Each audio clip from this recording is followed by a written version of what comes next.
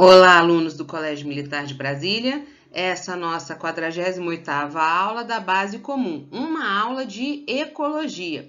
Essa aula tratará dos biomas mundiais, então vamos ver características e localização desses biomas mundiais. Essa aula foi elaborada pela equipe de Biologia do 3º ano do Colégio Militar de Brasília. Eu sou a professora Sheila e estarei com vocês hoje. Aqui há uma distribuição de como ocorrem esses biomas no nosso planeta. Então, aqui está marcada a linha do Equador, para cá em torno de 30 graus norte, aqui 30 graus sul, e a gente tem um mapa mundi aqui com uma representação por cores. Cada cor tem a sua correspondência aqui embaixo, com o nome do bioma. Então, a gente tem uma ideia de como esses biomas se distribuem ao longo do planeta, certo? Se a gente começar aqui por cima, essa área aqui azulada, um azul mais escuro, ela representa a minha tundra. Então, tundra ártica e tundra alpina. Depois vem uma coloração mais clarinha aqui, que representa a taiga, também chamada de floresta de coníferas. Descendo um pouco mais, chegando um pouco mais próximo desses 30 graus norte, a gente tem aqui na América, aqui em Europa, aqui em Ásia, a nossa floresta temperada. Em laranja, aqui nessas regiões aqui da América, aqui em África, aqui em Ásia e em Oceania, a gente tem áreas de deserto. Essas porções em amarelo aqui na América, na Ásia, na Oceania, são as regiões de campos. Em verde escuro aqui, América, aqui na África, Ásia e Oceania, nós temos as florestas tropicais. E nas savanas, esse roxinho aqui nas Américas, aqui África e aqui também em Oceania, nós temos as áreas de savana. É lógico que isso aqui é uma distribuição mais grosseira, mas se a gente olhar mais uma resolução mais fina, a gente pode encontrar algumas variações em áreas específicas. Tá? Mas a grosso modo a gente tem essa distribuição dos nossos biomas. O que a gente vai ver? Que isso está relativo tanto com a distribuição norte e sul no nosso planeta, como também com presença de regimes de pluviosidade, às vezes altitude, em que essas áreas terrestres se encontram, certo? Bom, este gráfico aqui, ele mostra nesse meu eixo aqui, as temperaturas médias. Vejam, ele tá aqui em cima menos 20 graus, aqui menos 10 graus, aqui 0, 10 graus positivos e 20 graus positivos nessa distribuição. Nesse meu outro eixo aqui, que representa a precipitação, ele está mostrando o regime anual de chuvas, né? Então, a média em milímetros. Aqui, 1.000 milímetros anuais, 2.000 milímetros anuais, 3.000 milímetros anuais e 4.000 milímetros anuais. Como eu falei para vocês, as distribuições do bioma ao longo do planeta, elas se referem a uma dispersão norte-sul ao longo do planeta, a latitude, e a gente tem também a questão do meu regime de precipitação. Então, vamos observar como que eu vou interpretar esse gráfico. A tundra, que eu mostrei para vocês, daquela área bem gelada ali, vejam, ela fica nessa região, menos 10, um pouco acima de menos 10, às vezes varia um pouco, tá? E com um regime de chuva muito baixo, menos de 1.000 milímetros anuais, às vezes 1.000 milímetros, né? Essa área aqui que representa a minha tundra, certo? Quando eu pego a taiga, que é aquela minha floresta de coníferas, vejam, a temperatura aquece um pouco mais, ela tá chegando um pouquinho mais para perto ali do Equador, e a minha precipitação ainda é relativamente baixa, se eu for comparar com outros biomas, certo? O deserto, ele fica bem aqui, ó, uma temperatura alta, em torno de 20 graus, acima de 20 graus, e uma precipitação baixa, menos de que 1.000 milímetros anuais. Se a gente for pensar numa floresta tropical, então essa floresta pluvial tropical, vejam, alta pluviosidade, 4.000 milímetros anuais, 3.000 milímetros anuais, e as temperaturas também mais altas, acima de 20 graus, né? Em torno, um pouquinho abaixo de 20, mas subindo mais acima de 20 graus. As florestas temperadas, para cá, uma temperatura mais baixa, uma pluviosidade menor.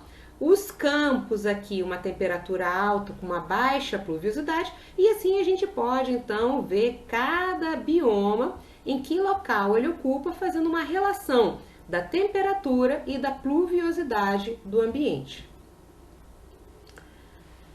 Esse outro slide, ele faz uma relação da latitude, então, de polos para o Equador, e aqui a altitude, altitudes altas e baixas. Então, vamos lá.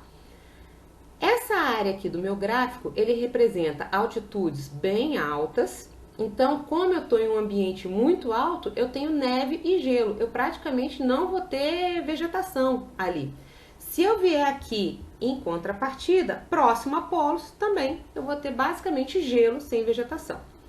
Se eu desço um pouco as minhas montanhas, então eu vou para uma altitude um pouco mais baixa, eu começo a ter menos gelo, posso ter ainda neves presentes, mas essa menor quantidade de neve e talvez uma maior drenagem do solo permite então que alguns vegetais se fixem aqui. Então eu vou ter tundras. No meu caso aqui são chamadas de tundras alpinas. Alpinas justamente porque elas vão para Alpes, né? Lembram Alpes? Altos de montanha. Correspondente aqui, saindo um pouco dos polos, onde é aquela região gelada, eu vou ter um pouco menos de gelo e aí eu vou ter a minha tundra. Neste caso, como ela é continental, é a minha tundra ártica. Na tundra ártica, a gente vai ver mais pra frente, tem o permafrost, ou seja, um solo congelado, que não vai permitir que vegetais de grande porte se instalem ali, tá? No caso da taiga, se eu pegar a minha montanha, eu desci um pouco, tenho tundra, desço um pouco mais, eu tenho a taiga. Então aqui eu já consigo ter vegetais de porte maior, mais arbustivos, arbóreos, porque eu já tenho menos gelo nesse solo. E, correspondentemente, conforme eu vou saindo do polo em direção ao Equador, essa área um pouco mais quente, veja, eu já tenho aqui a minha taiga, as minhas coníferas aqui presentes. Então, um vegetal mais estruturado, com um porte mais arbóreo. Se eu vou chegando mais próximo ao Equador, eu começo a ter as minhas florestas temperadas. Então, florestas temperadas, eu tenho aqueles 4 estações do ano bem definidas, onde eu tenho primavera, verão, outono e inverno. Então, no inverno eu posso ter gelo aqui presente. E se eu vou descendo mais aqui a minha altitude, eu vou chegar também numa área que me permite uma vegetação mais próxima de uma floresta temperada. E as tropicais ficariam aqui, ó, nas regiões mais baixas e a latitude muito próxima ao Equador. Então eu vou ter aquele ambiente, voltando lá no meu gráfico anterior, temperaturas mais altas e pluviosidade mais baixa, mais alta também. Então, altas temperaturas, alta pluviosidade, eu permito aqui as minhas florestas tropicais. No caso aqui comparativo, são as altitudes mais baixas e a latitude mais próxima ao Equador. O primeiro bioma que nós vamos ver aqui é a tundra. Essa tundra, então, ocorre aqui, ó. Essa parte aqui é a parte sempre gelada, aonde eu não vou ter vegetação, e aqui onde está colorido com esse marronzinho amarelado é a região aonde eu vou encontrar a minha tundra.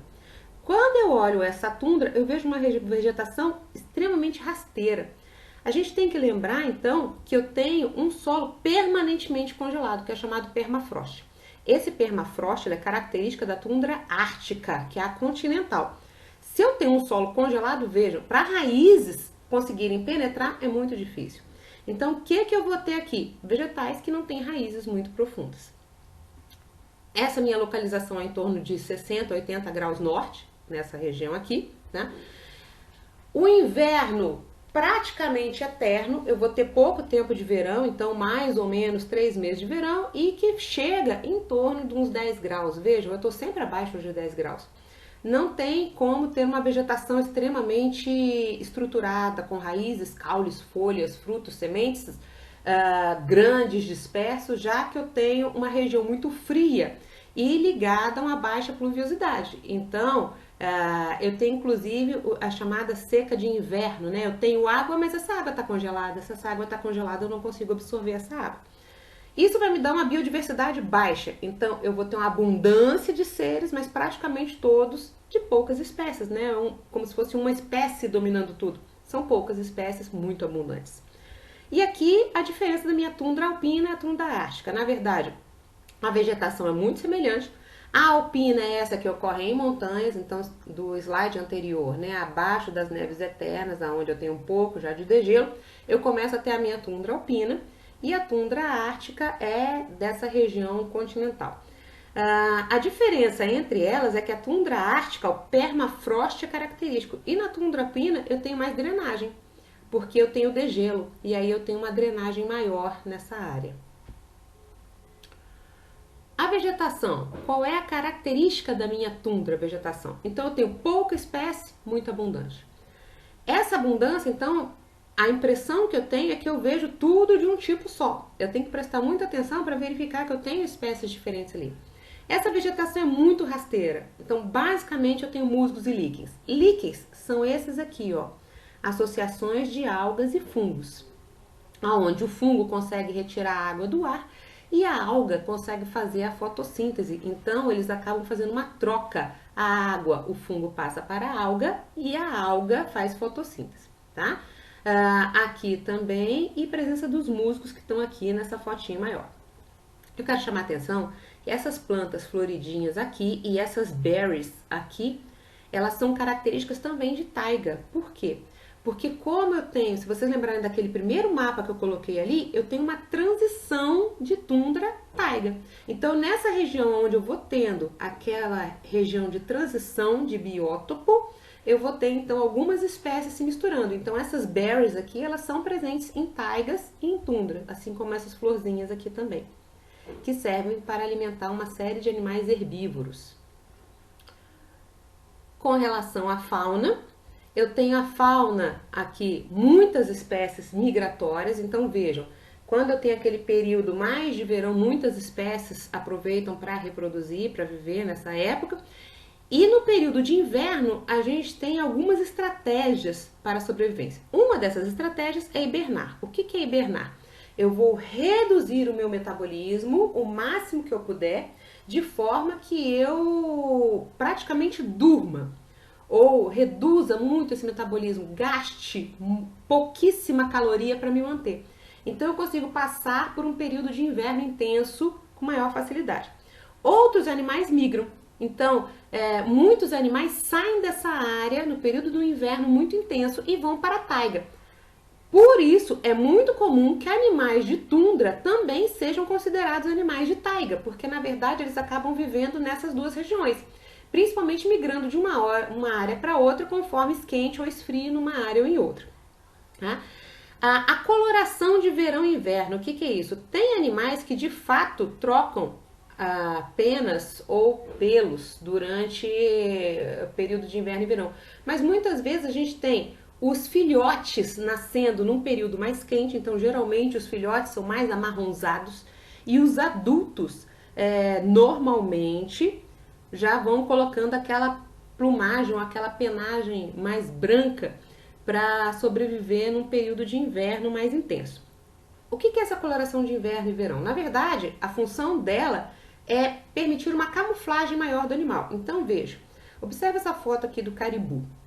Eu tenho uma vegetação amarronzada e o pelo dele é amarronzado. Vejam, ele de longe, um predador tem dificuldade de ver aonde está o animal, onde está a vegetação, porque a cor dele se mistura. Por outro lado, olha essa raposa do Ártico aqui.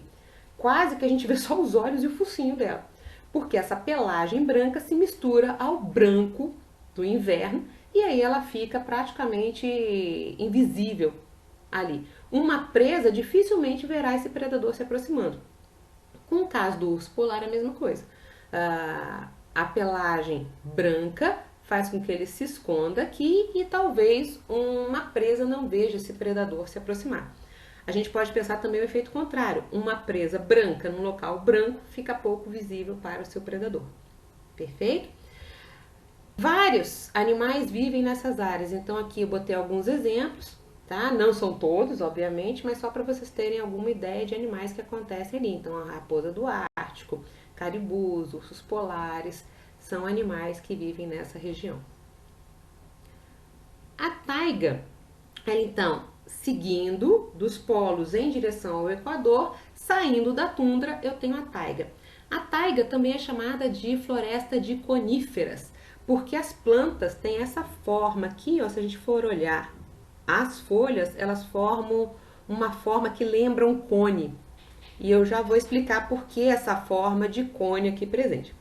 A cobertura vegetal é bem mais densa, então vejam, como aqui eu já não tenho um permafrost, então as raízes já conseguem se embrenhar mais no solo, o que dá mais sustentação, permite maior absorção de nutrientes e permite sustentar uma planta maior.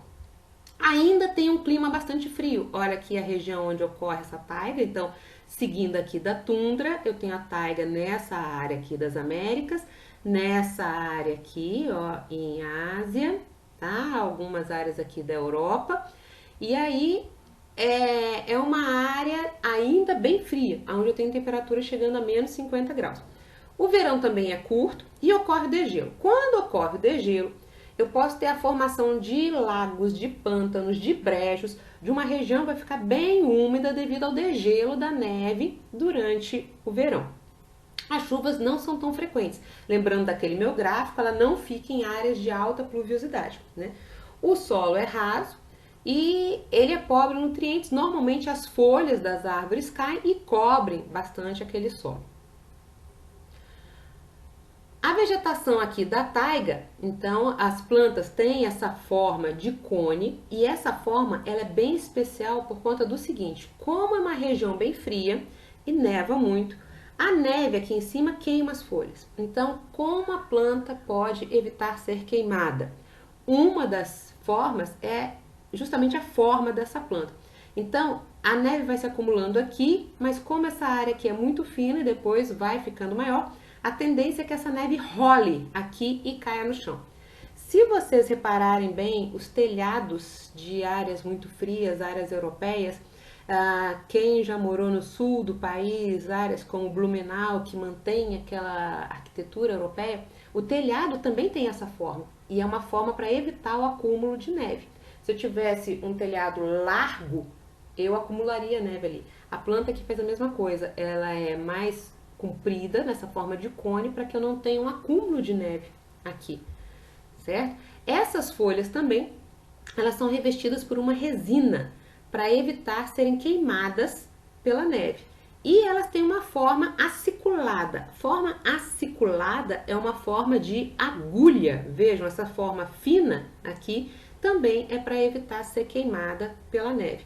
Evita também uma transpiração alta, lembrando que elas aqui não ficam numa área de alta pluviosidade. Se essas folhas têm muita resina, então elas são difíceis de degradar. Por isso que eu tenho um acúmulo de folhas aqui no solo, conforme essas folhas caem. Então, eu não tenho uma diversidade alta. Se eu olhar aqui, a impressão que eu tenho é que é uma espécie só, não é? Mas são poucas espécies muito abundantes aqui nessa área. E eu praticamente não tenho uma vegetação rasteira, né? Então eu tenho o solo coberto por essas folhas de difícil degradação e aí eu tenho pouca vegetação rasteira nessas áreas.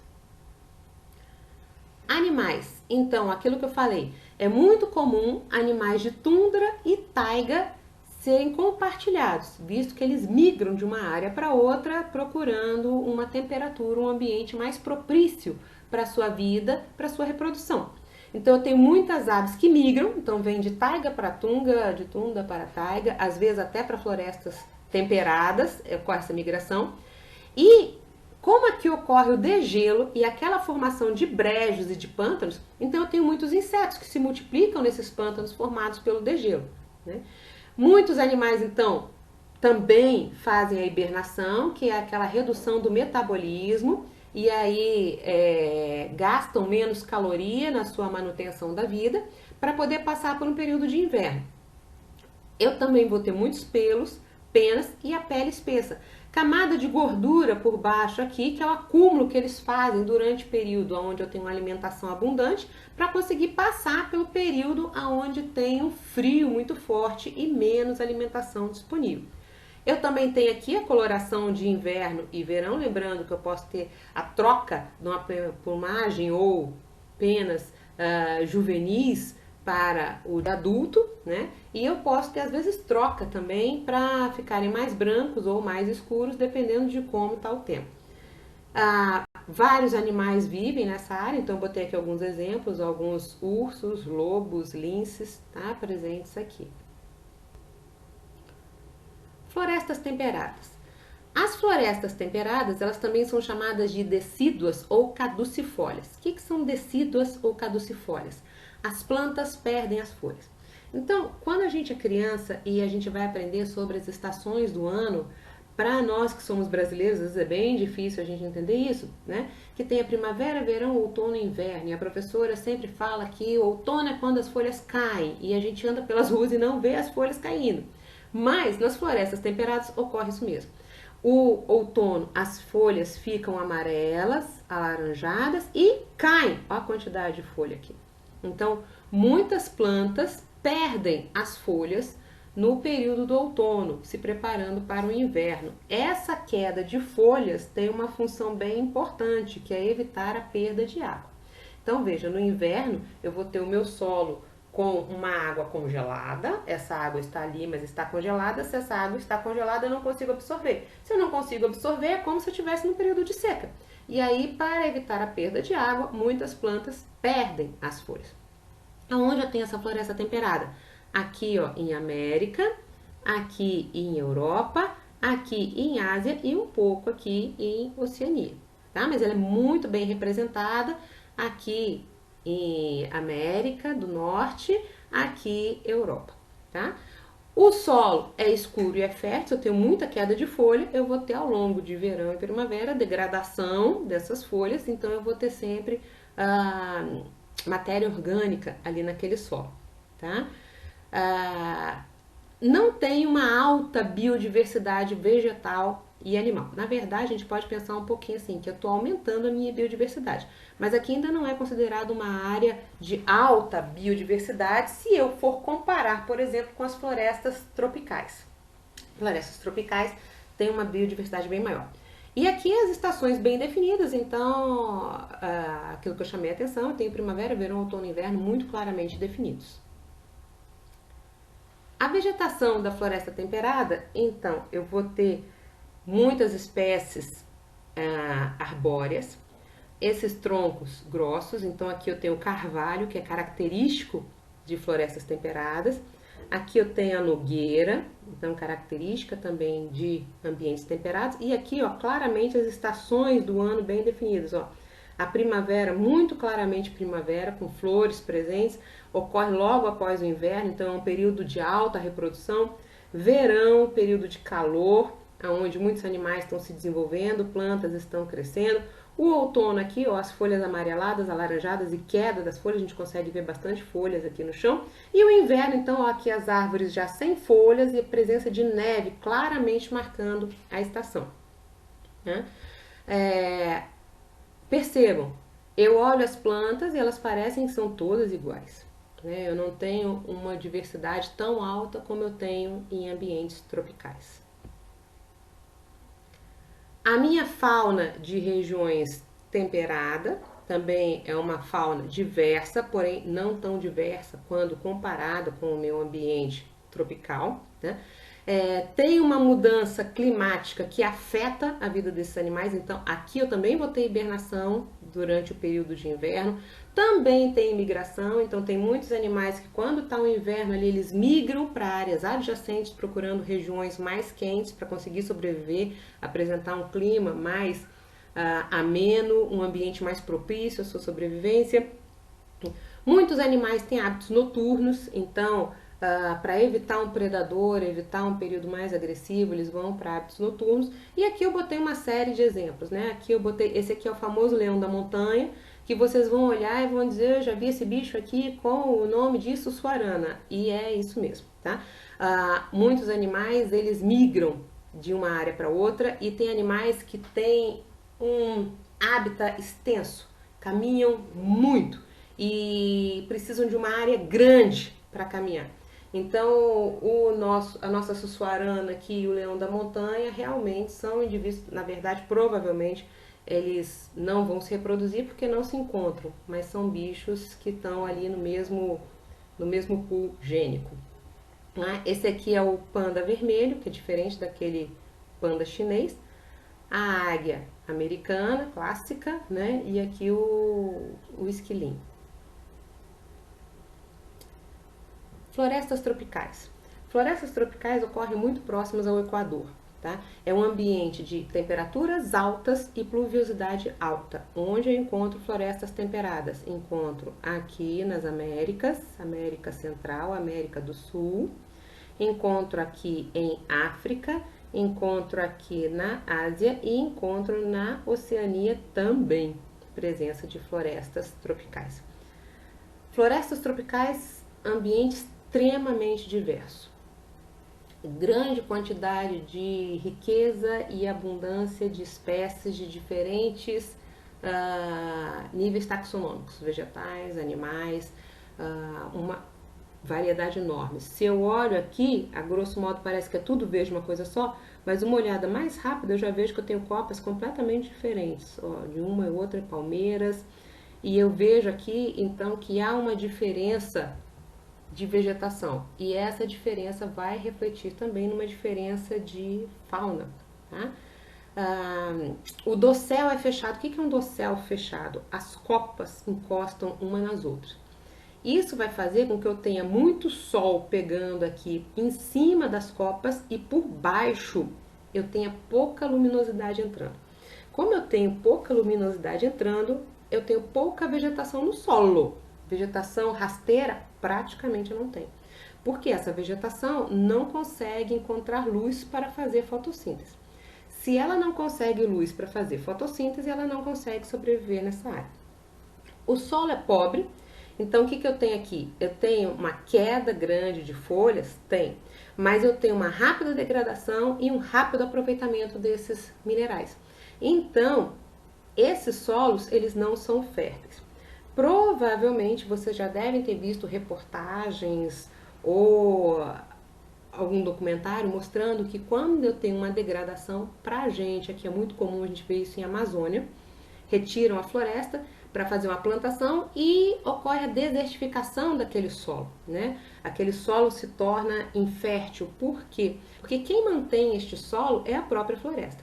Conforme caem folhas, caem ramos, frutos, animais que vivem aqui morrem, eles são degradados, então, por fungos e bactérias que fazem a decomposição. Esses fungos e bactérias fazendo a decomposição permitem que essa matéria orgânica seja reaproveitada. Então ela vai ser mineralizada e as raízes dos vegetais aproveitam.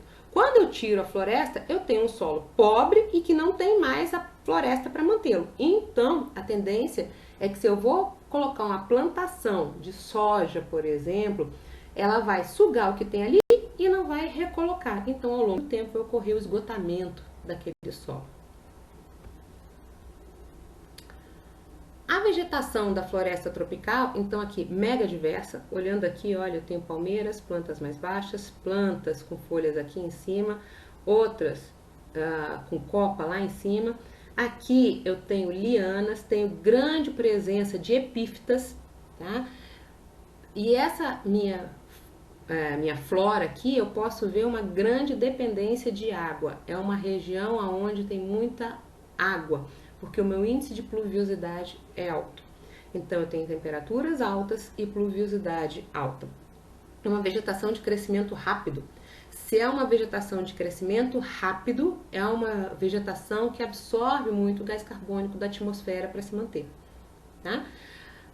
Como eu tenho muita pluviosidade, as minhas folhas, o que vai acontecer com essas folhas? Elas são com a ponta virada para baixo. Então, normalmente eu vejo essas folhas, não sei se vocês conseguem observar aqui, com essas pontas voltadas para baixo. Então, olha, aqui dá pra gente ver um pouquinho melhor. O que acontece? Chove, mas eu não tenho o empoçamento dessa água em cima das folhas. Ela tem esse bico, essa ponta que vai escoar, vai evitar que a água fique acumulada em cima dela. Uma outra questão é que a gente viu em outras vegetações as folhas mais finas, né?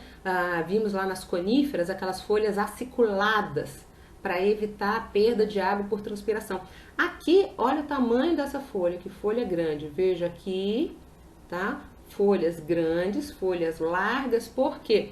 Como eu tenho uma alta pluviosidade, o meu vegetal não está preocupado em perder água por transpiração. Ele pode perder água por transpiração porque ele absorve muita água do solo.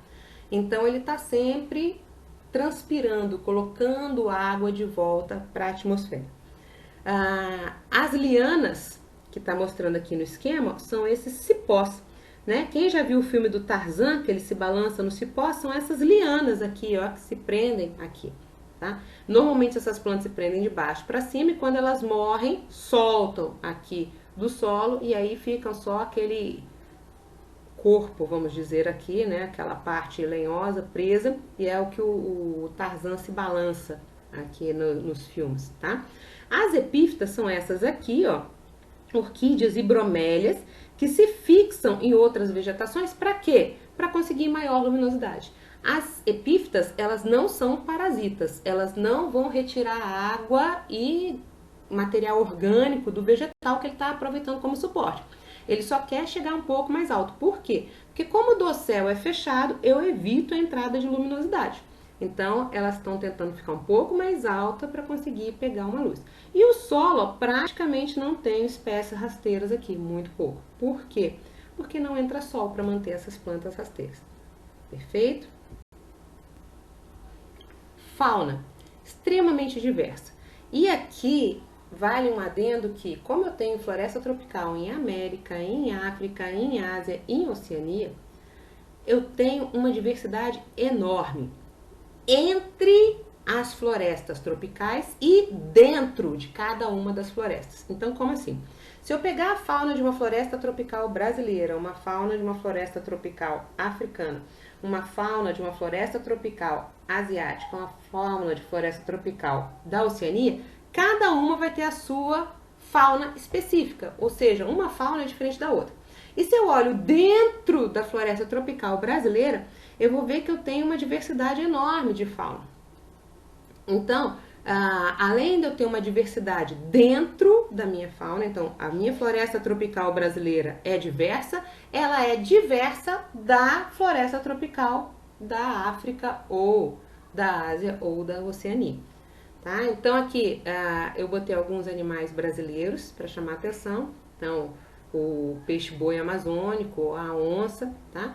Mas eu tenho uma série de outros animais de florestas tropicais que são de Ásia, de África, que não estão aqui representados.